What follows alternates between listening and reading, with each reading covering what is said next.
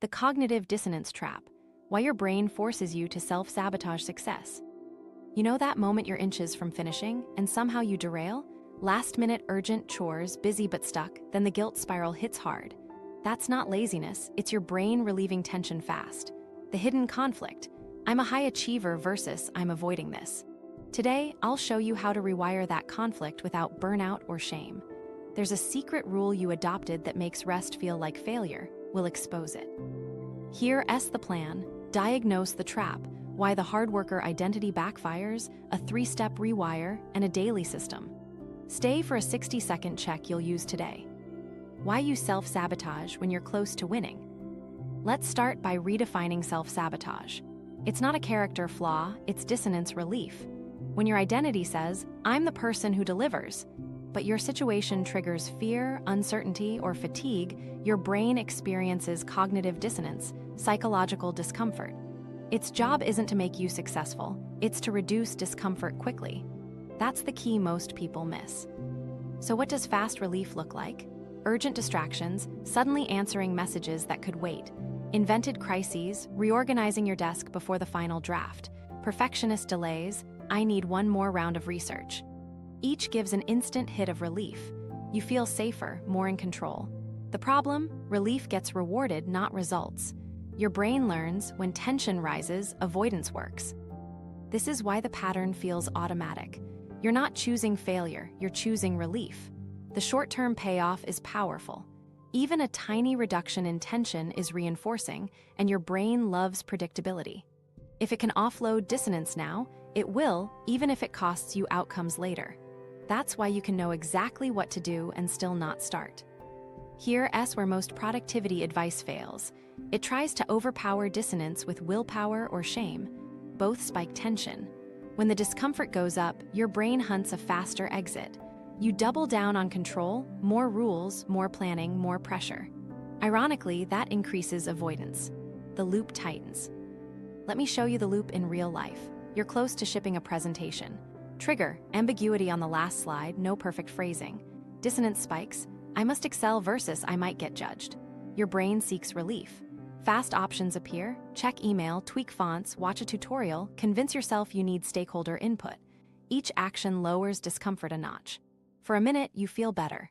Then shame creeps in, and you protect your identity by promising stricter rules tomorrow. That promise feels like progress, but it's theater. The loop repeats. The thing most people miss is that the relief becomes your teacher. Every time you escape discomfort, you train your brain. Avoidance equals safety. That conditioning is subtle but strong. It's why, near the finish line, the stakes feel heavier and the avoidance gets smarter. Scope creep, overpolish, moving deadlines. The brain isn't sabotaging success. It's preserving self-image in the fastest way it knows.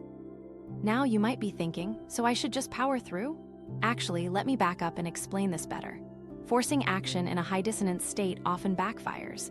If your move feels like a threat to your identity, like exposing imperfect work, your nervous system throws up roadblocks. Numb out, distract, or preemptively fail. The fix isn't more force. It's changing how you resolve dissonance in the first 30 seconds. Here's the shortcut nobody teaches. You don't need to feel better to act. You need to act smaller to reduce dissonance.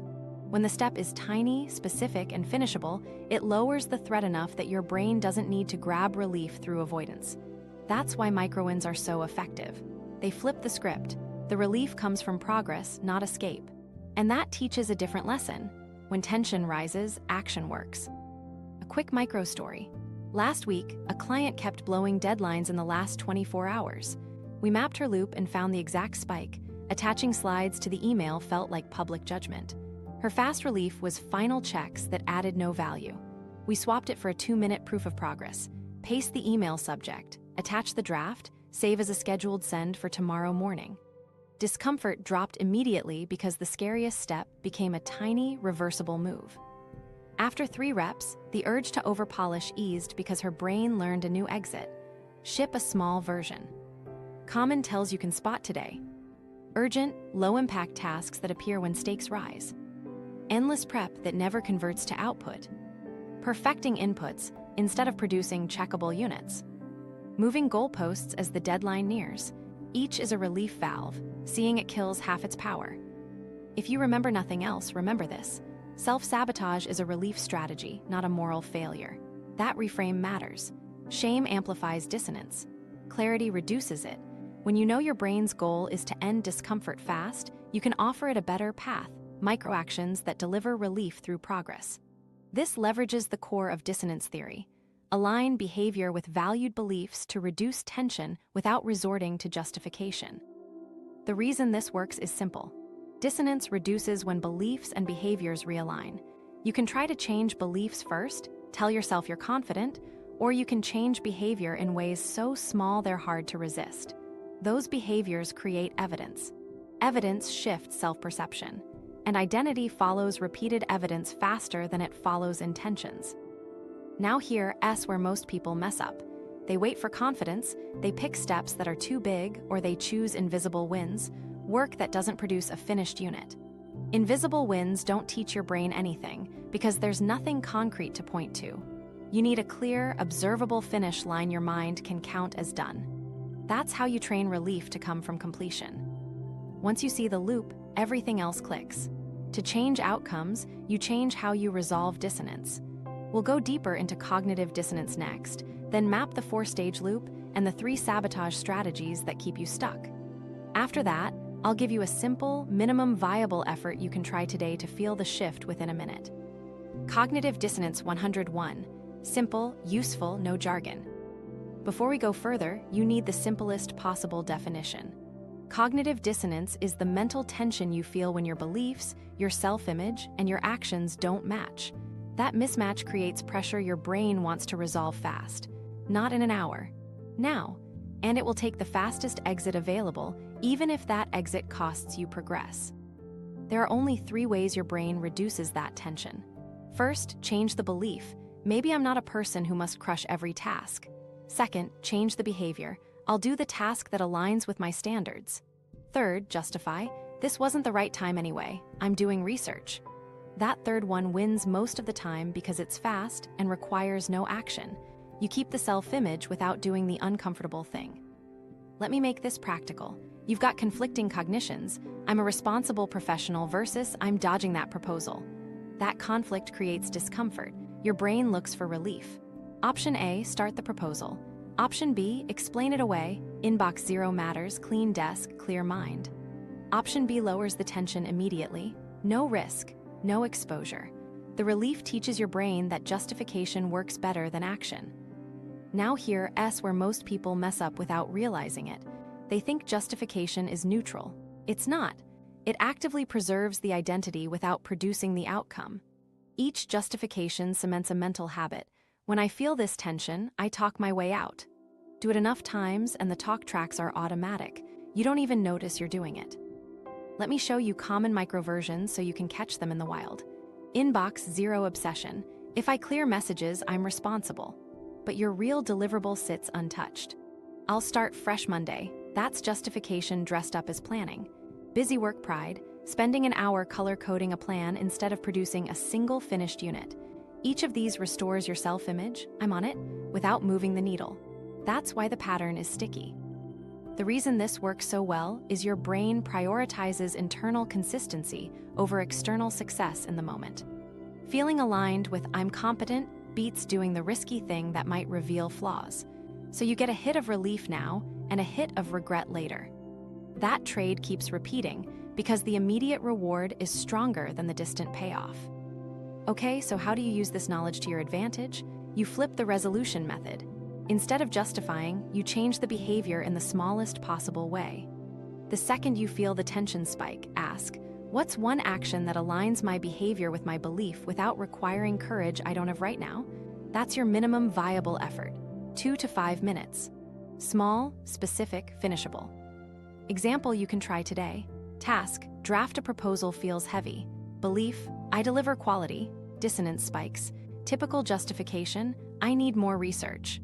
New behavior, write a 50-word outline with 3 bullets and a placeholder title. That takes 2 minutes. Dissonance drops because your behavior now aligns enough with I deliver. You get relief from progress. The brain learns a better exit. Another quick example. I'll plan this in Notion first is a disguised justification. Swap it for "I'll produce one checkable unit." That could be naming the file, writing the first paragraph, or pasting the client's problem statement at the top. If you can't see the unit, it doesn't count. Visibility is crucial because your brain trusts what it can point to. Now you might be thinking, can I just change my beliefs? You can, but beliefs are stubborn when they protect identity. Telling yourself "I'm confident" while doing nothing creates more dissonance, not less. Action is faster than affirmation because it provides evidence. This aligns with self-perception theory. We infer who we are from what we repeatedly do. The more receipts you stack, the less you need to argue with yourself. Here's the shortcut nobody teaches. Make justification work for you. If your brain loves fast stories, give it a true one that supports action. I'm the kind of person who ships tiny proof. Then prove it with a micro-action immediately. Story plus evidence equals alignment, and alignment kills dissonance without the crash. Common mistakes to avoid: over-explaining the feeling instead of acting, trying to feel ready before you move, choosing invisible wins, thinking, researching, organizing without producing a finished fragment, and moralizing productivity, "I should try harder," which spikes tension and drives you right back to justification. Replace "try harder" with "produce one unit." Quick check you can use right now. Ask, what are the two clashing thoughts? What exit am I reaching for? Change belief, change behavior, or justify? If you're about to justify, pause and run the 2-minute version of the real work. Then capture a visible mark, a check mark, a timestamped note, a saved file. That mark becomes evidence for next time, making the action exit easier to choose. Once you grasp this, everything else will do builds on it. Dissonance isn't the enemy. It's a signal to realign with small proof. In the next section, we'll hit the identity side, the hard worker story, and why it quietly drives you to choose relief over results. Then we'll map the exact loop so you can spot it and break it in under a minute. The hard worker identity, your hidden source of burnout. Before we map the loop, we need to expose the engine driving it, the hard worker identity. It sounds positive, disciplined, reliable, gritty, but here's the trap. I'm valuable when I'm grinding. That's a condition of worth. Your self-respect hangs on visible effort, not meaningful outcomes. When worth depends on effort, rest feels like failure, and results never feel like enough. The thing most people miss is the difference between effort signaling and outcome producing. Effort signaling is about proving you're working, long hours, extra polish, countless revisions. Outcome producing is about moving the result forward with the least necessary effort. If your brain believes effort is the currency of value, it will choose the longer path, even when a shorter, smarter path exists. That pattern correlates with higher burnout risk in perfectionistic strivings and concerns. Let me show how this identity creates dissonance. Belief: I'm a hard worker who always gives 110%. Reality: the most effective move right now is a 2-minute action. Dissonance spikes because 2 minutes doesn't feel like enough to maintain the identity. So you inflate the task, overcomplicate the plan, or avoid starting until you can do it right. Ironically, the identity that was supposed to motivate you becomes the reason you stall. Rest guilt is the loudest symptom. If you stop early or take a break, the identity whispers, "You're slipping." That moralizes productivity. Work becomes virtue, rest becomes vice. The result is a brittle system that only functions under pressure and urgency. The moment things get easier or ambiguous, your drive collapses because it's not being fed by crisis. You associate ease with laziness, so you unconsciously recreate difficulty, overcommitting, overpolishing, overpromising. Here's where it clicked for me and many clients. Identity should be flexible and behavior-led, not performance theater. Flexible identity sounds like, I'm the kind of person who creates useful outcomes efficiently. It's anchored to evidence you can produce daily in small units, not to how hard you look like you're trying. When identity follows evidence, you can take rest without guilt because rest supports output, not your image. Now you might be thinking, but hard work got me here. True, effort matters. The problem is rigidity. When hard worker becomes a fixed costume, you start optimizing for appearances, late nights, heroic saves, even when a quiet, efficient process would win. That's why you feel stuck doing work that looks like work. Elaborate plans, perfect formatting, endless research. It preserves the identity without guaranteeing the result. Let's make this practical with a quick comparison. Effort status talk: I need to try harder. Outcome language, I'll produce one checkable unit. The first keeps the identity intact but offers no target. The second gives you a finish line your brain can hit. Switch your metric from time spent to units shipped. You'll feel a jolt of dissonance at first because it threatens the old self story. That's good, that's the doorway to change. A micro story. A founder I coached wore I outwork everyone like armor. He was always on, but shipping lagged. We swapped his daily brag metric from hours logged to 3 checkable units. In 2 weeks, his hours dropped, output rose, and most important, his rest guilt eased because his identity had new proof. He's an outcome builder. He didn't become lazier, he became clearer. Another tell that your identity is rigid, harsh self-talk after misses. I'm slipping turns into stricter rules, earlier mornings, longer blocks, no breaks. That's identity protection, not improvement. It spikes dissonance, so your brain hunts relief in avoidance. You repeat the loop, promise more effort, crash, shame, repeat. The fix isn't tougher rules. It's a different scoreboard and smaller, visible wins that your identity can't deny. Let me show you exactly how rigidity feeds burnout. Rigid identity requires constant proof. Proof requires time. Time becomes the badge, but time is a terrible proxy for value. When you tie worth to time, you'll resist fast solutions and resent rest. Over weeks, the math breaks, more hours, fewer wins, rising exhaustion. Burnout isn't a personal weakness, it's a predictable output of the wrong metric. So what do you do instead? Make identity follow behavior via minimum viable effort.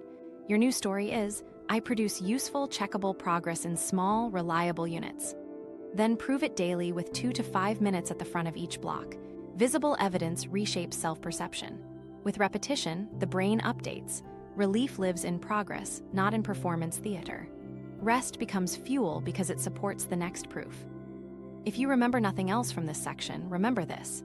A good identity is a container, not a cage. When it's flexible and evidence-led, it lowers dissonance, reduces shame, and makes finishing feel safe.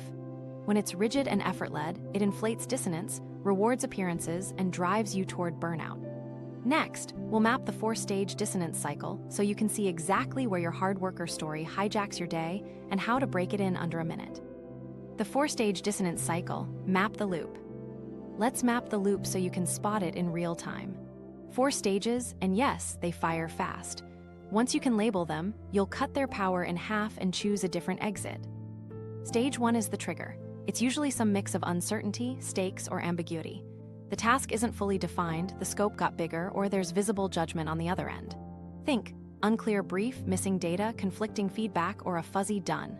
Your nervous system interprets ambiguity as potential threat, especially if your identity is tied to excellence. The thing most people miss here is that nothing bad has happened yet. It's just uncertainty, but your brain starts bracing. Stage 2 is the dissonance spike. Inside your head, 2 thoughts collide. I must excel versus I might fail, freeze, or be exposed. That clash is the discomfort. It's not laziness, it's cognitive dissonance. The spike feels like urgency, restlessness, or a sudden need to do anything else. If your hard worker identity is rigid, the spike hits harder because less than perfect feels like a threat to who you are, not just what you do. Now here's where most people mess up. They try to argue with the feeling, but the spike is faster than logic, which takes us to stage 3, fast relief. Your brain scans for the quickest exit.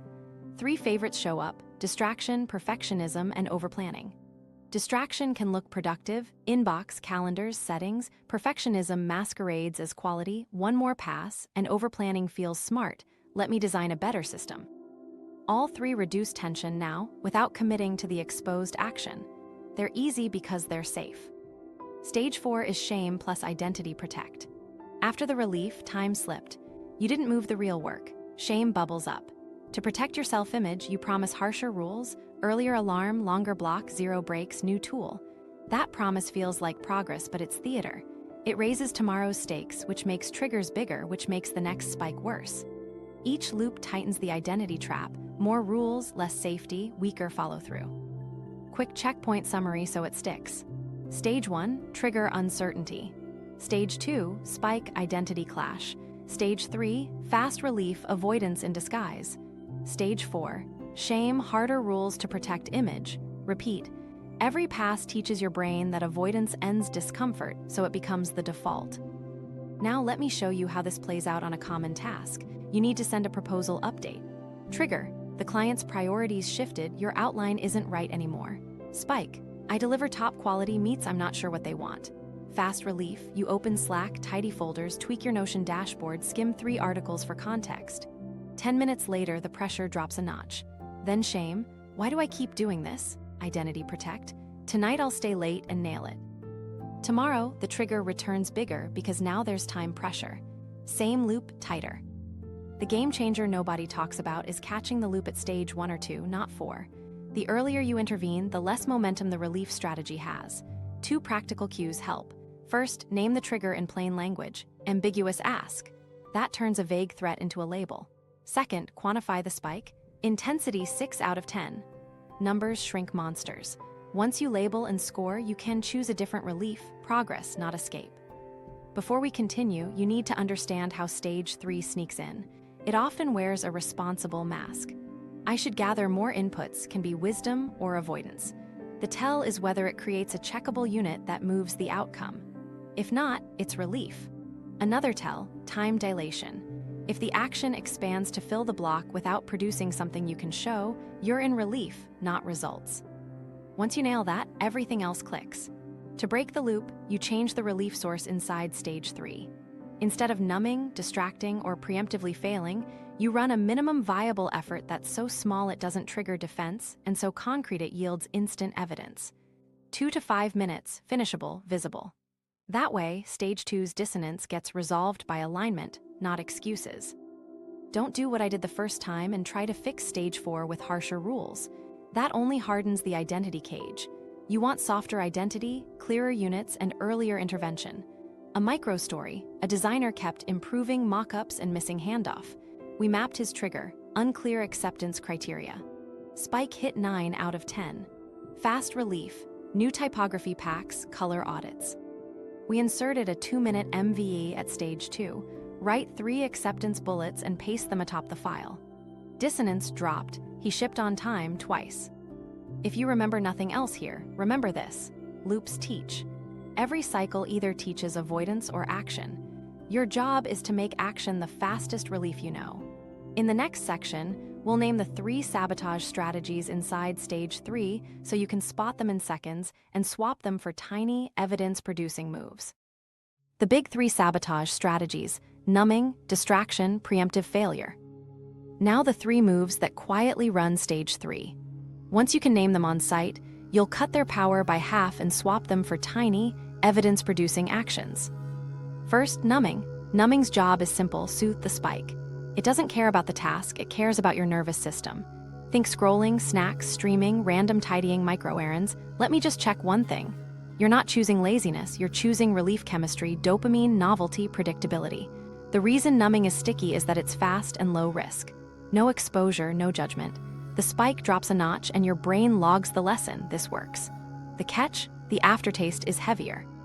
Shame rises, stakes rise, and next time the trigger feels bigger. Research on procrastination as emotion regulation supports this pattern. Short-term mood repair often wins over long-term goals. How do you counter numbing? See it, name it, shrink it. Literally say, numbing urge. Then run a minimum viable effort before you soothe. 2 minutes. Specific, finishable. Example: if you're about to open Instagram, pause and write a 50-word stub for the draft, save, and then set a 2-minute timer for a quick scroll. Flip the order: proof first, then permission. You'll feel the spike drop from progress, not escape. Common mistakes here: banning all soothing, which backfires, or pretending numbing is breaks. Breaks restore, numbing avoids. A quick tell: a real break has a start and end, and you return to a visible next step. Numbing has no end and no evidence on return. Second, distraction, productive avoidance. This one is sneaky because it wears a responsible mask. It's organization, planning, research rabbit holes, tool tinkering, calendar sculpting, template polishing. It feels smart and often looks impressive, but it avoids exposed action. The thing most people miss is the unit test. Did this produce a checkable unit that moves the outcome? If not, it's relief theater.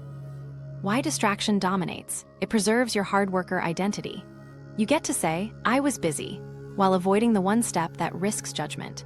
It resolves dissonance by protecting image. And because it's socially rewarded, clean dashboards, beautiful plans, your brain gets extra pats on the back. That double reward cements the loop and mirrors findings that socially validated busy work can reinforce avoidant coping.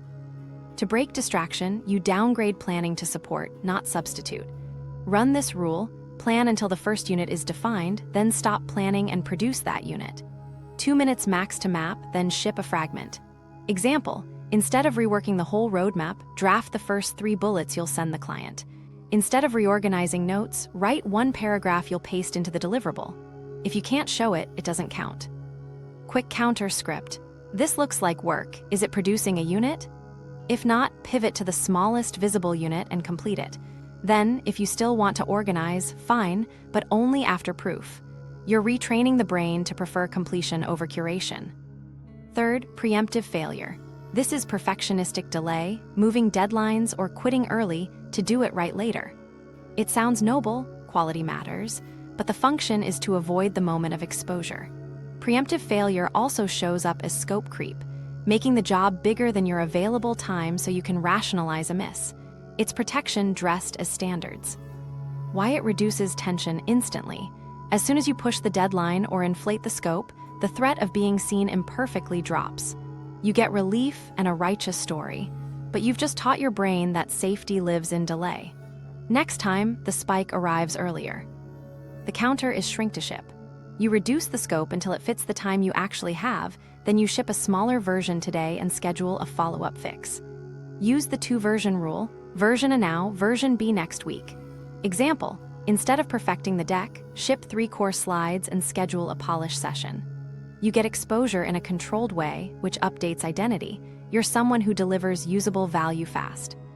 Here's a quick micro story. A marketer kept needing more examples before sending a draft. That was preemptive failure. We installed a 2-unit cap, 2 examples per draft, period. If stakeholders wanted more, they'd ask. The result? Faster shipping, better feedback, and her spike dropped because the rule made exposure predictable. Let's bundle the counters into a 30-second scanner you can run anytime the spike hits. Name the strategy: numbing, distraction, or preemptive failure. Say what it promises: soothe, look busy, avoid exposure. Pick one MVA that produces a checkable unit in 2 minutes. Do it and mark it visibly: a checkmark, saved file, timestamp note. Optional, give yourself a tiny reward after, not before. Now the common pitfalls: mislabeling numbing as research. If it doesn't produce a unit, it's not research. Upgrading tools mid-task, classic distraction. Tell yourself, same tools until this unit ships. With preemptive failure, watch for language like "I'll do it when." If the condition is vague, you're delaying. Replace it with a time-boxed, smaller deliverable you can ship today. If you remember nothing else, remember this: each strategy isn't evil, it's just a fast relief valve. Your job is to beat it on speed. Make the smallest real action faster than the fake ones. Train your brain that completion is the quickest way out of discomfort. Once progress is the fastest relief you know, the loop starts resolving in your favor. Rewire Step 1, Minimum Viable Effort, MVE, to flip the identity. MVE is the tiny action that resolves dissonance by producing proof, not pressure. Why this works? When the step is small, specific, and finishable, it slips under your brain's defenses. You get relief from progress, not avoidance. That relief rewires the loop. And with repetition, your identity updates. I'm someone who produces useful units, even when I don't feel ready. So what counts as MVE? Think 2 to 5 minutes, specific, observable, and finishable. Not work on the report, but draft the 50-word problem statement. Not organize research, but paste 3 quotes into the doc. Not prepare deck, but write the slide titles. If you can point to it, count it. If it's invisible, thinking, hunting, rearranging, it doesn't. Here's the shortcut nobody teaches. Pick the smallest proof of identity move that advances the outcome. Ask, what's the tiny version of the real work? If the project is a proposal, the tiny version might be a 3-bullet outline. If it's code, it could be a failing test stub. If it's outreach, it's a drafted subject line. The point isn't to finish the task, it's to finish a fragment that proves movement. Once you nail that, everything else clicks. MVE turns a scary, exposed action into a low-threat, high-signal win. It shrinks the dragon and gives you a receipt. Receipts matter because your brain updates beliefs from evidence. Stack enough visible fragments, and I avoid becomes I produce small units reliably, which is the identity that finishes. Let me show you exactly how to choose one in under 30 seconds. Step 1. Name the deliverable in plain language: proposal, deck, email, script, dataset. Step 2. Define a checkable unit: 1 paragraph, 1 slide title list, 1 SQL query, 1 test, 1 email draft. Step 3. Choose the absolute smallest slice that moves the deliverable forward and can be finished in under 5 minutes. That's your MVE. Now you might be thinking, won't tiny steps slow me down? Actually, microwins compound. Finishing a fragment lowers dissonance, unlocks momentum, and makes the next fragment easier to start. Many days, the 2-minute move spills into 10 or 20 because the threat dropped. But even when it doesn't, you still bank a receipt. Consistency beats drama. A quick micro story. A product lead hated PRDs. The trigger was the empty document. We switched his starting ritual to paste the user problem, paste 3 acceptance bullets, save with date. 2 minutes. He did it before checking Slack. 3 days in, he noticed he was adding screenshots without forcing it. The identity shifted from I procrastinate PRDs to I always open a PRD with 3 bullets. Same person, lower friction, better output. Common mistakes to avoid. First, choosing steps that are too big, write the first 3 pages. That spikes defense. Shrink it to write the first 50 words. Second, picking vague actions, brainstorm ideas. Make it concrete, list 5 headlines. Third, counting invisible wins, reading, planning, formatting, without producing a unit. If it doesn't leave a mark in the deliverable, it's setup, not proof. Another trap is waiting for the perfect MVE. Don't overthink it. Any small, visible slice of the real work counts. If you're unsure, default to these universal MVEs. Name the file and write the title. Write the opening 1-2 sentences. List 3 bullets you'll include. Paste the problem statement at the top. Insert placeholders: intro, example, CTA. Placeholders reduce perfection pressure while making progress tangible. Hear how to deploy MVE in the exact moment the spike hits. You feel the urge to escape. Label it spike. Breathe once. Ask, what's my 2-minute unit? Say it out loud. Start a timer. Complete the unit. Then mark it visibly, a check mark, a time-stamped line at the top of the doc, or a V1 saved note. Visibility accelerates identity because your brain trusts what it can see. Let me give you a few domain-specific examples for immediate use. Writing, create a 50-word intro, then bold your 3 subheads. Design, drop the content blocks with dummy text, ignore polish. Engineering, write a failing test name and commit as test scaffold. Sales, draft the subject line and first sentence, save as a template. Research, paste 3 citations under a source's header in the draft. Now here's where most people mess up, changing 10 things at once. New tools, new routines, new metrics. That overloads your system and triggers avoidance. Keep the variables stable and only add MVE. Same tools, same environment, just front-load a tiny unit before inputs. Stability makes the new behavior stick. A quick win you can do today: before you open messages, produce 1 2-minute unit for your most important deliverable. Then open messages. That ordering shift alone flips your identity signal. You start the day as a producer, not a reactor. Do it 3 days in a row and notice how the afternoon guilt fades because you already banked proof. One more micro story. A lawyer dreaded brief writing and hid in research.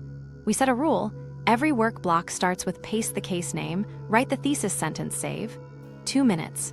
Within a week, she reported fewer 11 p.m. scrambles and less rest guilt because her brain had new receipts. She always starts with proof. If you remember nothing else from MVE, remember this: make progress the fastest relief you know. Small, specific, finishable, and visible. That's how you flip the loop and start upgrading your identity without a fight. Next, we'll stabilize the emotions that trigger the loop with a 60-second inventory you can run anytime. Rewire Step 2, the 60-second emotional inventory. MVE gets you moving, but if the emotional spike stays high, your brain will keep hunting exits. This is where the 60-second emotional inventory stabilizes the system. The goal isn't therapy, it's clarity fast. When you can name what you feel, where you feel it, and how strong it is, the intensity drops and action stays doable. Why this matters? Procrastination is often mood repair, not time management. If you don't address the feeling, you'll default to relief strategies. Naming emotion reduces its grip. You're turning a fog into a label, and labels are easier to work with. Once the signal is clear, MVE becomes the easiest exit. Here's the simple structure. It takes 1 minute total. Label the emotion in plain words: fear, uncertainty, shame, overwhelm, anger, boredom. Locate it in the body: chest tightness, jaw clench, stomach drop, shoulders up. Score intensity 110. Write a single because, therefore, line to link trigger to feeling. Take one regulating breath while keeping the next action tiny. Let me show you exactly how. Grab a sticky note or the top of your dock and write. Emotion, anxious.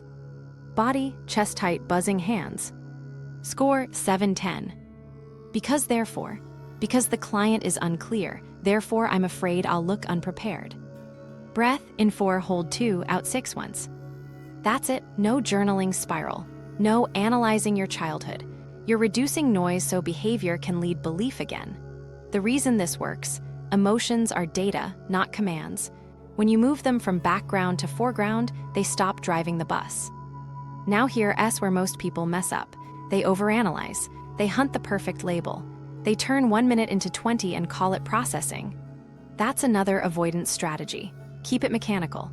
If you're unsure, pick a broad label, uneasy, and move on. The point is to lower the spike just enough to make the MVE doable. Let me tie this to the because, therefore sentence. This is the bridge between trigger and response. It builds a causal link your brain can understand.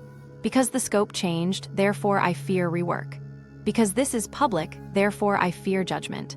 Once you see the link, you can shrink the exposed part with a tiny, reversible action. That's the pivot back to progress. A quick micro story. A PM told me I freeze before stand-ups. We ran the inventory: emotion nervous, body stomach, score 6, because my blocker sounds vague, therefore I'm afraid I'll look incompetent. We paired it with a 90-second MVE, draft 1 clear blocker sentence. Breath once. Intensity dropped to 3. She shared the sentence, got help, and the freeze faded after a week because her brain learned. Clarity plus tiny action ends the spike. Let me give you the 1 breath pattern. Inhale through the nose for 4, hold for 2, exhale through the mouth for 6. Longer exhales nudge your system toward calm. Don't chase Zen, chase a little less tense. If you prefer box breathing 4-4-4-4, fine. The breath is just a wedge to keep your window of tolerance open while you act. Here's the 60-second cadence in real time. Notice urge to escape, say spike. Write the 3 labels: emotion, body, score, 5 seconds. Write because therefore, 1 sentence, 10 seconds. 1 slow breath, 10 seconds. Run a 2-minute MVE tied to the trigger, 30 seconds to start. You just turned an amorphous dread into a named signal and paired it with action. That's emotional regulation for doers. Common mistakes to avoid: skipping the score. Numbers create distance and track progress over days. Choosing abstract body maps like headspace, be concrete, jaw tight. Using moral language, I'm weak, I should be better, that spikes shame. Waiting to feel ready. The inventory is not a readiness ritual, it's a stabilizer. Let me give you domain scripts. Writing, emotion, dread, body, shoulders up. 610, because the intro sets the tone, therefore I'm afraid it'll sound dumb. Breath, MVE, write a placeholder intro with 3 blunt sentences. Design, emotion, exposed, body, neck heat. 710, because the client likes safe, therefore I fear they'll reject bold. Breath, MVE, duplicate artboard and ship the safe version now, bold version later. Engineering, emotion, stuck, body, brow tension. 510, because I don't know the API, therefore I fear wasting time. Breath, MVE, write a failing test name, copy 1 example from docs. If you're thinking, won't this slow me down? Actually, it speeds you up by preventing spirals. 1 minute here avoids 30 minutes of numbing or tinkering. And you get receipts. Your score usually drops 1-3 points after the breath and MVE. That's measurable progress your brain can trust. Quick template to keep handy. A, B, S. Because therefore. Breath 426. MVE, 2-minute unit is. If you remember nothing else, remember this. Clarity beats shame. Name it, score it, link it, breathe once, do a tiny unit. With emotion grounded, action can lead belief. Next, we'll lock this in with identity proof loops so your behavior updates who you think you are. Rewire Step 3. Action precedes belief, identity proof loops. Now that you can move in 2 minutes and calm the spike in 60 seconds, it's time to lock in the identity shift. Here's the principle. Action precedes belief. Your brain updates who you are based on what you repeatedly do, especially when the actions are visible and specific. If you remember nothing else here, remember this. Identities change at the speed of receipts. Why this matters? Your current identity is defended by habit loops and old evidence. You don't argue your way out, you out-execute it with tiny, consistent proof. Repetition plus visibility forces self-perception to update. The reason this works is simple. Your brain is a pattern detector. Show it the same pattern enough times, and it will stop fighting you. So what are identity proof loops? They're short, repeatable sequences that produce a checkable unit, then stamp it with a visible marker. Think of it as a 5-minute ritual stack at the start of every work block. Q, MVE, visible checkmark, micro reward. Same order, same signals every time. Predictability lowers dissonance. Visibility accelerates identity. Let me show you exactly how to build one. Start with a cue that's already in your day. Open laptop is too broad. Pick something narrow and physical you can't miss, placing your mug on the left side of the keyboard or putting on your Focus headphones. That's your starter pistol. Immediately run your 2-minute MVE on the main deliverable, no inputs, no adjustments, just the tiny slice of real work. Next, make the proof visible. The thing most people miss is that visibility beats duration. A 1-minute unit with a checkmark can shift identity faster than 20 minutes of invisible prep. Your marker could be a checkbox in your doc, a V1 saved line at the top, a time-stamped commit message, or a daily counter on a sticky note. It needs to be effortless and obvious. Then you add a micro reward, not a treat that derails the block, just a tiny hit that tells your nervous system, that felt good. Sip the coffee you held back until the check, stand and stretch for 10 seconds, click a pleasant sound on your habit tracker, or mark a tally. The reward closes the loop so your brain wants to repeat it tomorrow. Here's the sequence in one breath. Headphones on, 2-minute unit, checkmark, small reward. Repeat at the start of each focus block. Over a week, you'll notice the strangest thing. The urge to avoid drops before you start because your brain has learned a faster exit, produce, then feel better. Let me give you domains, stacks you can copy today. Writing loop. Place mug left, paste the headline and write the first 50 words, type 8:42 a.m., sip coffee. Design loop. Headphones on, drop content blocks with placeholders, add block scaffolded 9:10 text layer, stand and stretch. Engineering loop. Timer on, write a failing test name, commit test scaffold, click your counter. Sales loop. Open CRM, draft subject line and first sentence, tag stubbed, quick fist pump. Research loop. Open doc, paste 3 citations under sources, add +3 refs to, 05 p.m., micro walk to the door and back. Now you might be thinking, what if I don't feel it? That's the point. The loop doesn't require a feeling. It creates one. The reason this works is you're front-loading a small win that lowers dissonance, then stamping it visibly so tomorrow's you recognizes the pattern. Feelings will follow the pattern. The game changer nobody talks about is limiting variables. Keep tools and timing stable while you install the loop. If you swap apps, move your desk, and change your hours, your brain loses the cue. Consistency is the teacher. Once the loop is automatic, tweak anything you like. Common mistakes to avoid. Chasing the perfect ritual. Keep it ugly and repeatable. Changing too many pieces at once. 1 loop per key deliverable. Rewarding before proof. That reverses the lesson. Hiding the evidence in private trackers. Put the marker where you work. Waiting to feel confident. Confidence is a lagging indicator. Quick micro story. A consultant hated writing weekly recaps. We built a loop. place phone face down, paste "this week you care about," and write 3 bullets, then type "Sent Friday" in the header. The check mark was visible in every draft. In 2 weeks, clients commented on the clarity, and her Sunday dread disappeared because the pattern made finishing feel normal. If your day is chaotic, shrink the loop further. One universal fallback: name the file, write the first sentence, stamp V1, and breathe out slow. That's 1 minute.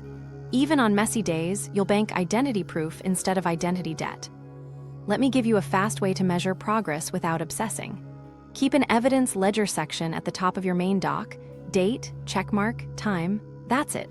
At week's end, you'll see a column of receipts. That stack persuades your future self to show up, especially when motivation is low. Here's a script for spikes. I don't have to feel ready, I only need 1 unit. Headphones, 2 minutes, checkmark, sip. Say it, do it, mark it. You're teaching your brain a new law: I'm the kind of person who starts with proof. If you remember nothing else, remember this: visibility drives identity faster than time. Make your first move visible, repeat it daily, and let the receipts rewrite the story. Next, we'll wrap these steps into a simple daily architecture that makes sabotage inconvenient and progress automatic. The Anti-Sabotage Workday, a simple daily architecture. Let's turn the rewires into a day that makes sabotage inconvenient and progress automatic. 4 parts: morning reset, focus blocks, decision caps, and a clean shutdown. Then, a lightweight weekly review to keep the system honest. Morning reset first. Before any inputs, run 1 MVE on your most important deliverable. This matters more than coffee. Keep it ruthlessly small and visible: 50 words, 1 slide list, a failing test name. Then write a 3-item intent for the day: 1 outcome, 1 support task, 1 maintenance task. Not a wish list, 3. If it's not on that card, it's optional. This tiny gate flips your identity signal early: you're a producer before you're a responder. Now, what do those 3 items look like? Use simple language and a checkable unit. Send draft intro, confirm stakeholder time, pay invoice. If you catch yourself writing "work on," stop and rewrite it so it shows a finish line. The trick most people miss is front-loading specificity. Vague invites avoidance. Once you nail that, move into focus blocks. Think 25-50 minutes depending on your energy and the task's ambiguity. The start of each block is your identity proof loop. Cue, 2-minute MVE, visible stamp, micro reward. Only after that do you expand the work. If you hit turbulence mid-block, pause for a 60-second inventory, breathe once, and reduce scope. The goal isn't heroic stamina, it's repeatable starts and visible units. Here's a practical cadence you can try: 2 focus blocks in the morning, 1 in the afternoon. Start each block with the MVE. If your energy dips, drop to 25 minutes and shrink scope to ship a smaller slice. If meetings scatter your day, anchor 1 micro block before the first meeting and 1 right after your longest meeting. Those anchors prevent the lost day feeling because you still banked proof. Decision caps next. Dissonance spikes love choices, so limit them in advance. Pre-select a tiny menu for each deliverable, 3 possible MVEs you can start blindly. Example for writing: 50-word intro, 3 subheads, paste problem statement. For design, content block, safe variant alt text. For code, failing test name, log statement, doc comment. When your brain tries to debate, point to the list and pick 1. Caps reduce friction, which reduces spikes. Add environment caps too. Stage your tools the night before. Open the doc to the top with a blank line labeled MVE, put your headphones and mug where they cue the loop, and block the top row of distractions: email, messaging, news for the first hour. If your role demands early responses, carve a 15-minute inbox window after your first MVE, not before. Order matters more than duration. Now for a shutdown ritual that actually restores you. 10 minutes, end of day. Scorecard first. Write 3 lines at the top of your main doc: MVEs completed, shipped units, emotion high-low score. Don't judge, just record. Then do an evidence review. Scan for visible receipts, check marks, commits, sent drafts, and type 1 sentence: proof I'm an outcome builder today. That sentence closes the loop and reduces rest guilt because your brain sees what got done. Next, stage tomorrow. Write your 3-item intent card now and preload the first MVE at the very top of the doc. File named, title typed, placeholders dropped. This turns tomorrow's trigger into a finishable start. Finally, declare a stop, choose a simple phrase, shutdown complete, say it out loud, and step away. Rest is strategy when your identity is outcome-led. Weekly review keeps the system honest without perfection pressure. 15 minutes once a week. Trend, not verdict. Open your evidence ledger and count. How many MVEs, how many shipped units, average emotion spike before the first MVE. Circle one friction point, maybe morning slide, maybe afternoon's collapse, and design a single tweak. Examples: shorten first block to 25 minutes, add a post-lunch 2-minute MVE, pre-stage assets Sunday night. Use tags to spot sabotage patterns. Add a tiny note next to misses. N for numbing, D for distraction, P for preemptive failure. If you see a cluster of D, tighten your unit test. Every block must produce a showable fragment before any planning. If P shows up near deadlines, apply the 2-version rule proactively at midweek. If N spikes after 3 p.m., schedule a real break with a clear end, walk, water, stretch before your next block. Energy budgeting helps you avoid all-or-nothing swings. Match high-ambiguity tasks to your best window and low-stakes tasks to your dips. If you're a morning thinker, put drafting early and admin late. If you peak at noon, swap. The point is alignment, not discipline theater. When your energy and task type match, dissonance drops and the loop resolves faster. 2 quick micro-stories. A team lead adopted first MVE before Slack. Within a week, she reported fewer evening scrambles because the morning anchor created momentum. A developer added a shutdown check. Commit anything unfinished as WIP. It sounds trivial, but it turned vague dread into visible continuity. Monday starts got lighter because there was a saved handle to grab. If you remember nothing else about the workday, remember this: protect the starts, cap the choices, and end with receipts. Build a day that makes the smallest real action the default, and your brain will choose progress for the relief. Handling proximity, panic near the finish line. Let's talk about the weird anxiety that shows up right when you're about to ship. Proximity, panic hits because finishing turns private work into public judgment. When a draft becomes a deliverable, it threatens the old identity. If it's imperfect, what does that say about me? Your brain's threat detection system senses exposure and slams the dissonance button. Urgent other tasks appear, polish becomes infinite, and scope quietly expands. What should you watch for in the last 10%? Sudden urgent, admin, cleaning inboxes, updating bios, tweaking settings. Last-minute scope creep, adding a new section, redesigning the template, pulling in more stakeholders. Confidence hunting, another course, one more example, a new framework to make it right. These are stage 3 relief moves wearing a finishing mask. The fix is to shrink the exposure and lock a path to ship. Start by naming the minimum viable version of done. Write one line: version A is acceptable if it solves X for Y, that constraint clears the fog. Then apply shrink to ship. Reduce scope until it fits the time you actually have. If you've got 45 minutes, your version might be 3 core slides, a 1-page brief, or a working prototype without polish. Here's the 2-version rule that saves launches. Commit to version A today, version B next week. Version A is the smallest useful thing that creates value and feedback. Version B is scheduled improvement with a date on the calendar. You're not abandoning quality, you're sequencing it. That move reduces identity threat because you're promising quality across 2 ships, not cramming it into one perfect moment. Let me show you how to run this in the last hour. Minute 2, write the version a sentence and the acceptance criteria, 3 bullets max. Minute 2:5, list the must include units. Minute 5:40, produce only those units. If you hit friction, shrink each unit to a smaller fragment that still meets the criteria. Minute 40:50, quick pass for obvious errors only, spelling, names, links. Minute 50:55, write a handoff note that frames what's included, what's next in version B, and the date. Minute 55:60, ship it and stamp, VA sent visibly. Now here's where most people mess up. They wait for confidence, then they try to earn it with polish. Confidence is a lagging indicator. You'll feel it after you ship, not before. Hiding in polish is preemptive failure, protecting image by avoiding exposure. If you hear yourself say, "I just want it to feel right," you're in that trap. Swap it for, "I'll meet the acceptance bullets and ship, I can refine on Friday." Use a finish line checklist to block the common traps. Name version A in one sentence. Confirm acceptance bullets. Produce only the must include units. Run a 5-minute error pass, not a quality makeover. Write the version B plan and date. Ship, then log a visible receipt. Language matters here. Replace perfect with proved. Say, I'll prove the core value today, not I'll make it flawless. Replace I need more time with I need a smaller slice.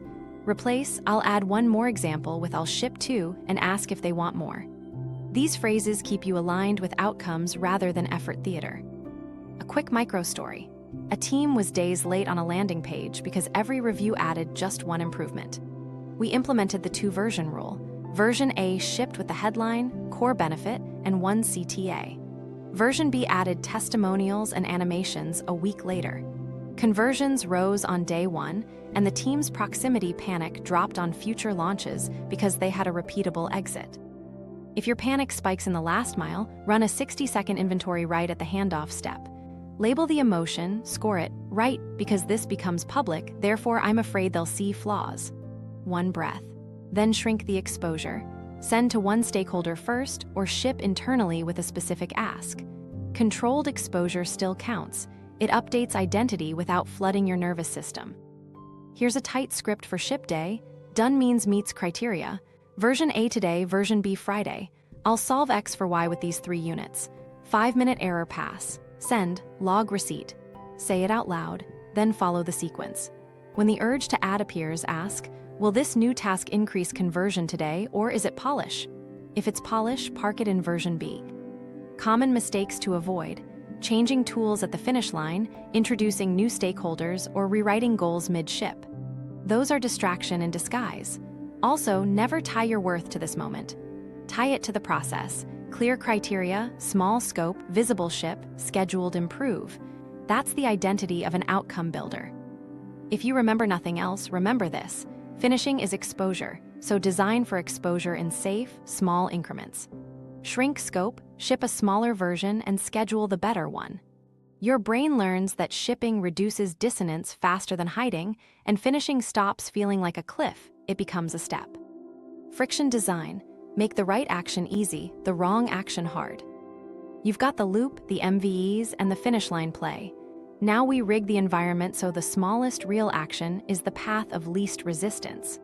Friction design does 2 things. It stages cues for progress and raises the cost of sabotage. Think of it as guardrails, not handcuffs. You'll still choose, but your default will quietly shift toward outcomes. Start with environment. Remove tempting cues, stage work cues. Put your phone in another room or inside a zip pouch labeled Open after MVE. Move distracting apps off your dock and pin your main deliverable front and center. Open the dock to the top with MVE, typed, and an empty line waiting. Place your headphones and mug exactly where they trigger your proof loop. That physical choreography matters. Your body learns the pattern faster than your thoughts do. Clear visual clutter from your screen. 1 window, 1 file, full screen. If you need references, paste them into the working doc so you're not tab surfing. Stage assets the night before, folders, images, data, links. You're reducing micro decisions that spike dissonance. The thing most people miss is how much, where is that file, burns willpower. When the path is laid out, starting feels safe. Now default settings. Install app blockers during your highest risk windows, morning focus, and the last hour before ship. Use allow lists, not blacklists. Only the tools you need are allowed. Create calendar holds called proof block with the first MVE written in the description. If you're in a meeting-heavy role, put a 10-minute reset hold after the longest meeting with a pre-written MVA so you can re-enter quickly. Make checklists once, use them daily. A tiny template for your work loop at the top of every deliverable. Cue right arrow, MVE right arrow, checkmark right arrow, micro reward. Under it, add 2 acceptance bullets for the current unit. Templates kill hesitation because they answer, what's first? Without effort. And they standardize done so you don't drift into polish. Commitment devices next. Public deadlines work when they're specific and modest.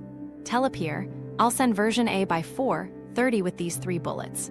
Or schedule a 20-minute calc session where both of you announce your MVEs, mute, and post receipts at the end.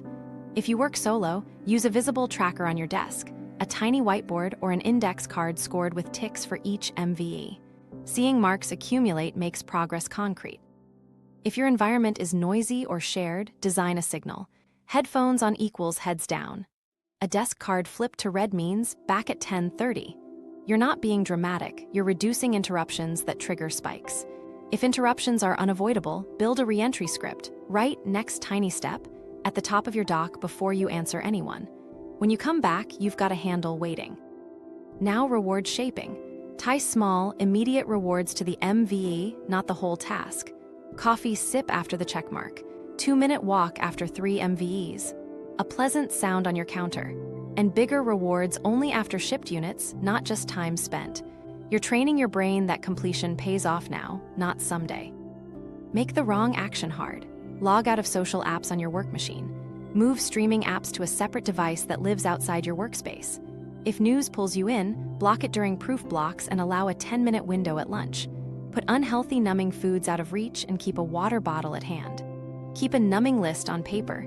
If the urge hits, write it down and promise it to yourself after 1 MVE. Often the urge fades once you've shipped a fragment. Tool stability is part of friction design. Decide same tools until this unit ships. Upgrading mid-task is sanctioned distraction. Keep a tool ideas list for after shipping. You won't lose the idea, and you won't torch momentum. Similarly, limit planning to 2 minutes at block start. Plan until the first unit is defined, then stop planning and produce it. Common pitfalls. Willpower-only plans. I'll just be stronger, ignore biology. Changing tools weekly resets your cues and kills automaticity. Overblocking your calendar without anchoring MVEs turns holds into decoration. And making rewards too big flips the loop. You'll chase the treat instead of the proof.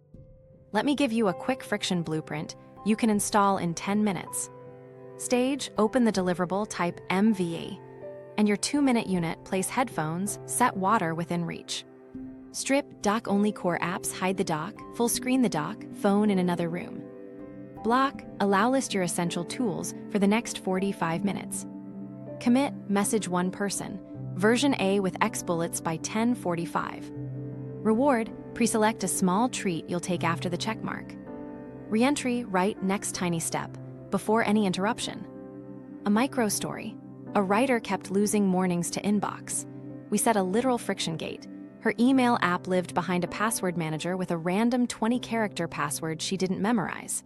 She had to check the password manager, which she'd only open after completing her first MVE. Within a week, mornings felt quiet, not because she developed iron will, but because the easy door became the dock, not the inbox. If you remember nothing else, remember this: design beats discipline. Make the first real move effortless and the fake moves annoying. When progress is physically closer than avoidance, your brain picks it without a fight. Language reframe, from hard worker to outcome builder. Your language trains your identity. If you speak in effort status, you'll optimize for effort. If you speak in evidence, you'll optimize for outcomes. We're going to swap the phrases that keep your hard worker costume glued on with language that makes shipping small, useful units feel normal. Start with the core reframe, from try harder to produce one checkable unit. The first spikes shame and vagueness. The second gives your brain a finish line. Anytime you catch, I need to be more disciplined. Replace it with I'll create one proof. Say it out loud. Your nervous system hears certainty. Next swap, I'm behind becomes I'll advance X by 1 unit today.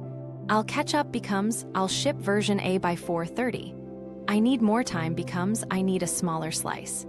These phrases remove moral weight and insert scope control. You're not confessing a flaw, you're directing effort. Rest language matters too. Replace I didn't earn rest with rest refuels output.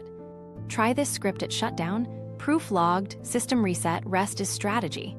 It closes the loop so your brain doesn't drag the day into your evening. Remember, when identity is outcome-led, rest supports speed. Give it a job with your words. Let me give you quick scripts for the 3 sabotage patterns. Numbing script, I want relief. I'll take it after 1 2-minute unit. If the urge is strong, say, 2 minutes of proof, then 2 minutes of scroll. Out loud, the order change is the reframe. Distraction script, this looks like work. Is it producing a unit? If no, say, plan until first unit is defined, then ship the unit. Keep that sentence at the top of your doc. Preemptive failure script. Perfection is delay. I'll ship version A and schedule version B, then write the version B date. Your language pins the commitment. During spikes, swap absolutes for specifics. Instead of "this has to be great," say, "it has to meet these 3 bullets." Instead of "I can't mess this up," say, "I'll solve X for Y with 1 slice." Absolutist language inflates threat. Specific language shrinks it to actions. Here's a table of quick reframes you can memorize without a table. Work on it, right arrow, ship 1 unit. Do it right arrow, meet acceptance bullets. I'm not ready, right arrow, I'll do the 2-minute version. It's not perfect, right arrow, it's version A. I'm overwhelmed, right arrow, I'll shrink scope to fit 20 minutes. I must focus all day, right arrow, I'll protect the first start. Self-talk for stalls. When you're stuck at the top of the hour, say, "Headphones, 2 minutes, checkmark, sip." That's your ritual cue baked into language. When you return from an interruption, read the line you wrote earlier. Next tiny step, and do it. Words create rails. When shame pops up, don't argue with it, redirect it. Say, "Shame wants bigger rules. I'll give myself smaller scope." Then name the unit. Shame loses leverage when the path is tiny and visible. Reframing rest in practice. Say, "Rest keeps tomorrow's first unit easy," or "I'm banking clarity." If you need a permission slip, use "shut down complete" out loud. It sounds silly, but it tells your nervous system the day is closed. Stakeholder language matters too. Replace "I'll keep exploring" with "I'll deliver a draft with 3 options by 3 p.m. Replace "still refining" with "version A solves X. Version B adds Y next week." You're training others to value shipping and sequencing, not endless polish. Their expectations become guardrails for you. If you lead a team, set the default phrases. In stand-up, ask, "What's your next checkable unit?" In reviews, praise "met the bullets, shipped on time" before praising flair. In retros, replace "we need to push harder" with "we need to shrink to ship earlier." Culture is language at scale. Here's a 20-second daily language warm-up you can say before inputs. I produce 1 checkable unit before messages. Version A today, version B scheduled. Plan until first unit, then ship. Rest is part of speed. Now common traps. Don't swap "try harder" with vague positivity like "I've got this." That's cotton candy. Tie every phrase to a unit, a time, or a criterion. Don't moralize misses, avoid should. Use will and when. And avoid identity absolutes like "I always" or "I never." Use present tense, narrow framing. Right now, I ship 1 unit. A micro story. An analyst kept saying, "I'm drowning." We changed it to, "I'll pull 1 client insight in 15 minutes, then send a stub." That line cut the panic. Her leads started responding faster because they had something to react to. Her identity followed, from "I scramble" to "I surface actionable slices." Let me leave you with a pocket card you can write and keep visible. Proof over pride. Units over hours. Criteria over vibes. Version A today. Rest fuels output. Say it once in the morning and once at shutdown. You're not chanting affirmations, you're loading instructions. Your words are the software that runs your day. Change the code and the behavior follows. Proof over pride, the evidence ledger. You've got loops, language, and friction. Now give your brain receipts. The evidence ledger is a simple, daily log that beats shame memory with facts. Pride says, "I worked hard." Proof says, "I shipped 3 units and my spike dropped from 7 to 4. We're replacing vibes with verifiable evidence. What is it? A tiny record of MVEs, shipped units, and emotion scores all in one place you actually see. Not a fancy app. A strip at the top of your main dock or a single sheet on your desk. 3 lines per day, 2 minutes max. The reason this works is your memory is biased toward misses and drama. The ledger shows reality. Here's the template. Line 1, MVEs completed with quick labels. MVE 3 intro 50 slides list test stub. Line 2, units shipped. Shipped, draft intro to SAM, ticket PR 482, deck VA. Line 3, emotion snapshot. E-score, pre-6 right arrow post 3, spike cause, ambiguity. That's it. No journaling spiral, just receipts. Why it matters? Emotions fade, but patterns compound. Over a week, you'll watch the pre-MVE spike trend down and your shipped units trend up. That visual shifts identity faster than raw time. You're teaching your brain that progress, not performance theater, is your new baseline. Let me show you exactly how to set it up. Open your core deliverable doc and paste this header at the very top. Ledger today's date. MVA. Shipped. E-score pre-right arrow post, spike tag. Under that, add a one-line tag bank for sabotage patterns. N for numbing, D for distraction, P for preemptive failure. If you caught one, jot N at 11:20 or P near handoff. Those tags help you spot tells without judgment. How to use it in the flow. After your first 2-minute unit, type it in. When you hit send on version A or commit a change, add it under shipped. After your 60-second inventory and a breath, note pre-post scores. The point is to record while it's fresh so you don't let shame rewrite the day. Quick micro story. A strategist swore she never finished anything. We ran the ledger for 7 workdays. Her totals, 19 MVEs, 8 shipped units, average pre 6.1 to post 3.4. Seeing those numbers killed the myth. Her rest guilt dropped because she had evidence, not memory. Output rose because she stopped chasing redemption and started stacking receipts. Common mistakes. Overcomplicating it with color codes and dashboards. Keep it plain text where you work. Skipping entries on bad days. Those are the days the ledger earns its keep. Counting invisible wins. If it doesn't leave a mark in the deliverable or a sent artifact, it doesn't go under shipped. Now the weekly snapshot. On Friday, copy the week's ledger lines into a single page and do 3 quick moves. Totals, MVEs, shipped units, average pre-right arrow post. Pattern notes, top spike tag, most common sabotage letter. One tweak, add a post-lunch 2-minute MVA or pre-stage assets Thursday. That's 15 minutes. You're not doing a performance review, you're tuning friction. Here's the shortcut nobody teaches. Visibility beats aesthetics. Put the ledger where your eyes land first, top of dock, paper on keyboard, sticky on monitor. Private trackers buried in an app won't change identity. You need to see your receipts while you act. Let me give you domain examples so you can start today. Writing MVA, 350W intro, 3 subheads CTA line.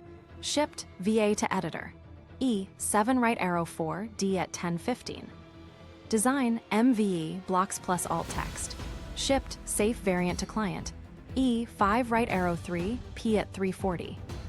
Engineering MVE test scaffold log SDMT.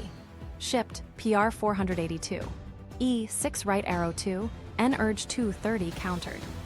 Sales MVE 2 stubs. Shipped 1 proposal VA E, 8 right arrow 5, P near send, use 2 version rule. If you lead a team, create a lightweight team ledger.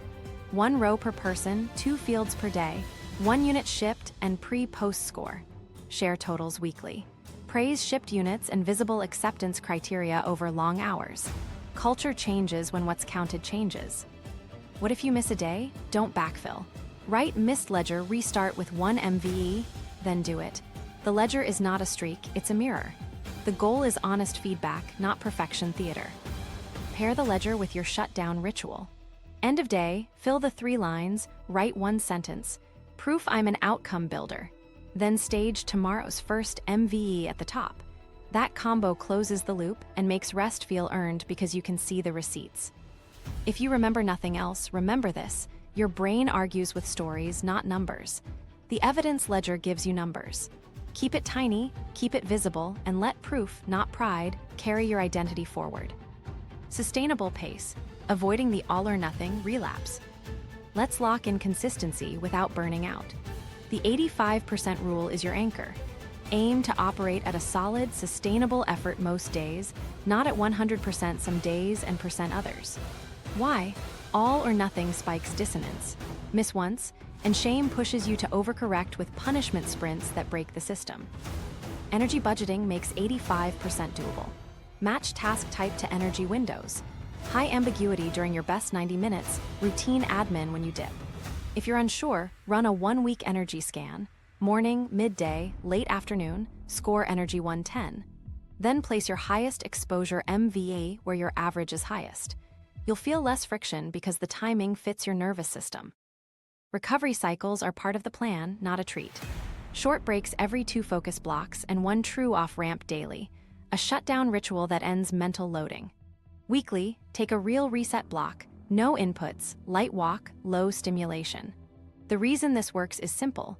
Rest reduces baseline dissonance. so spikes are smaller and easier to resolve with MVEs instead of numbing. Here's a simple decision tree for when to push versus pause. Is the spike emotional or cognitive? If emotional, fear, shame, run the 60-second inventory and ship a 2-minute MVE. Push. If cognitive, confusion, missing info, define the smallest clarifying unit, 1 question to a stakeholder, 1 failing test, 1 3-bullet acceptance note. Push, but only to clarity. If physical fatigue is 7-10 or higher, pause the high-exposure task. Swap to a low-stakes unit, then exit with a clean shutdown. Protect tomorrow's start. Guard against the classic relapse, punishment sprints after misses. That's stage 4 shame with a halo. Replace, I'll make up for it with I'll protect the next start. Tomorrow, 1 tiny MVE before inputs, then normal cadence. You're training stability, not penance. Use caps to maintain pace. Cap work blocks, no, just 1 more hour. Cap scope, version A today, version B scheduled, and cap decisions, 3 pre-picked MVEs. Caps stop momentum from becoming mania. Micro story, a founder kept oscillating, 72-hour marathons, then crashes. We installed 85% pace, 2 morning proof blocks, hard shutdown, Sunday staging. Output got steadier, investor updates shipped weekly, and his panic dropped because he trusted the rhythm. If you feel the urge to go hard after a win, channel it into repeatability. Ask, what would make this easy to do again tomorrow? Usually it's pre-staging assets and writing next tiny step before you close. If you remember nothing else, remember this. Consistency compounds, punishment depletes. Protect starts, match tasks to energy, schedule recovery, and your identity upgrades without drama. The 14-day Dissonance Reset Challenge. Let's turn everything into a 14-day sprint that rewires how you resolve dissonance. 1 project, tiny daily proof, visible receipts. This isn't a marathon. It's a controlled experiment that upgrades your identity fast. Set up first. Choose 1 project that actually matters this month. Now define 3 shipworthy units you can deliver from that project. Small, valuable slices like intro draft, prototype VA, 1-page brief. Write them clearly and stick them where you see them. Rules of the challenge. Daily cadence is fixed. MVE right arrow, 60-second inventory right arrow, identity proof loop. Visible tracking. A simple evidence ledger at the top of your main doc, 3 lines per day. Pre-commit your start time and announce version A dates for each of the 3 units. Friction design in place. Staged queues, allow list for tools, proof block on calendar. 2 version rule ready for every ship. Version A during the challenge, version B scheduled after. Day 1 is a foundation day. Before inputs, do 1 2-minute MVE on your project. Then run the 60-second inventory, label emotion, body, score, because therefore, 1 breath. Close with your identity proof loop. Queue, tiny unit, visible checkmark, micro reward, log it in the ledger. That's your daily spine. Days 2-4 are momentum days. Each morning, repeat the spine and push 1 small unit forward. If you hit ambiguity, ask 1 clarifying question or write 3 acceptance bullets. Keep variables stable. Same queue, same order, same visible stamp. Don't chase feeling, chase the checkmark. Day 5 is your first ship. Shrink to ship a version A of your smallest defined unit. Write the acceptance bullets, meet them, 5-minute error pass, send it. Put VA sent in your ledger and calendar a version B slot next week. The goal is exposure in controlled increments. You're teaching your brain that shipping lowers the spike. Day 6 is a stabilization day. Expect a dip. Run your cadence anyway, even if the MVA is the tiniest slice, 50 words, 1 slide list, test scaffold. The ledger entry matters more than the size of the slice. This is how consistency takes root. Day 7 is midpoint prep. Do your MVE, then a 10-minute environment restage. Clear tabs, preload assets for Unit 2, write tomorrow's next tiny step at the top of the doc. Quick midpoint check, totals for MVEs, shipped units, average pre-write arrow post score. Circle 1 friction point and design 1 tweak, shorter blocks, earlier MVE, or a stricter allow list. Days 8-10 are build days for Unit 2. Start each block with the identity loop. If distraction creeps in, use the unit test. Is this producing a checkable unit? If not, pivot. If preemptive failure whispers, make it bigger. Use the 2-version rule. Keep a tight Schedule B. Day 11 is your second ship. Same finish line checklist. Name version A, meet acceptance bullets, 5-minute error pass, write the handoff note with the version B date, send, log receipt. If panic spikes, run the 60-second inventory on the spot and shrink exposure, send to one stakeholder first. The point is to ship, not to perform. Day 12 is a recovery plus proof day. 1 MVE before inputs, 1 in the afternoon after your longest meeting. If you missed a prior day, resist the punishment sprint. Protect tomorrow's, start by staging the first unit at the top of the dock and saying out loud, shutdown complete. Day 13 is Unit 3 setup. Define acceptance bullets and draft the smallest fragment. If energy is low, switch to the universal fallback. Name the file, write the first sentence, stamp V1, breathe out slow, log it. Even on thin days, bank identity proof. Day 14 is your final ship. Run the proximity panic play. Write the version A sentence, list must includes, produce only those, quick error pass, send, log, VA sent. Then do a 15-minute evidence review across all 14 days. End of challenge review. Totals, MVEs, shipped units, average pre-write arrow post-emotion scores. Pattern insight, which sabotage letter showed up most, what counter worked fastest. Identity upgrades, write 1 sentence. I'm the kind of person who starts with proof and ships version A. Next step, schedule 1 version B improvement and choose the next identity upgrade. Maybe I finish on Fridays, or I protect the first MVE daily. Common pitfalls during the challenge: changing tools midstream, turning the ledger into a dashboard, or widening scope to make it impressive. Keep it plain, visible, and small. And don't skip the visible stamp. It's the accelerator for identity. Micro-story to close the challenge. A designer ran the reset with 3 deliverables: wireframe VA, copy draft, and accessibility pass. She logged 22 MVEs, shipped all 3 version as, and her average emotion score dropped from 7 to 3. She didn't become a different person. She stacked receipts that made shipping feel safe. That's the reset working. If you remember nothing else about the challenge, remember this: 1 project, 3 small ships, daily tiny proof. Protect the starts, keep the loop visible, and let the receipts rewrite the story you tell yourself. 1 skill, 1 system, 1 identity upgrade. The core skill is simple. Resolve dissonance with small proof instead of bigger pressure so progress becomes the fastest relief you know. Want this to stick? Run the 14-day reset, track your 3 lines daily, and then watch my advanced session on finishing fast under pressure. Subscribe for more, and drop the sabotage pattern you're retiring this week in the comments. Then go ship version A.